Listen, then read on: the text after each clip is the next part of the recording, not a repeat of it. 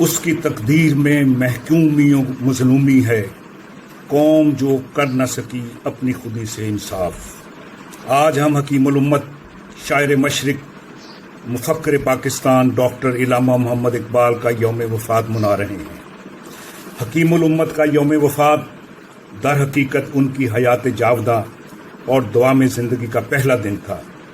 बकौल अलामा साहब, मौत को समझा है गाफिल इख्तिताम ज़िंदगी, है ये शाम ज़िंदगी सुबह दवा में ज़िंदगी। उन्हें इस दुनिया से रुखसत हुए 82 साल हो चुके हैं। इस दुनिया से जाते वक़्त वो हमको अपने कलाम व अफ़कार की सूरत में हयात जाविदा का एक नुस्खा कीमिया देकर गए थे, जिसकी हमने आज तक कदर नहीं की। वक्त गुजरने के साथ साथ हम इकबाल से दूर होते जा रहे हैं। डॉक्टर मोहम्मद इकबाल की फ़िक्र क़याम पाकिस्तान की बुनियाद बनी थी और फ़िक्र इकबाल को अपनाए बगैर तामीर पाकिस्तान मुमकिन नहीं। मौजूदा हुकूमत का विजन पाकिस्तान को रियासत मदीना के नमूने पर डालना है। ये मकसद फ़िक्र इकबाल की रहनुमाई के बगैर नामुमकिन है। इलामा साहब ने फरमाया था, सुना है मैंने ग़ुलामी से उम्मतों की निजात, सुना है मैंने ग़ुलामी से उम्मतों की निजात, खुदी की परविश लज़्ज़त नमूद में है।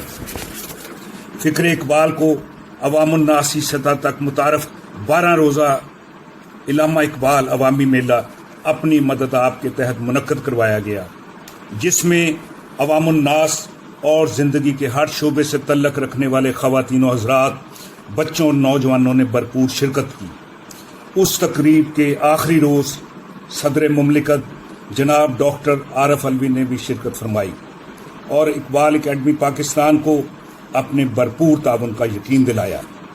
इन हालात में इकबाल एकेडमी पाकिस्तान के कंधों पर भारी जिम्मेदारी आयद होती है।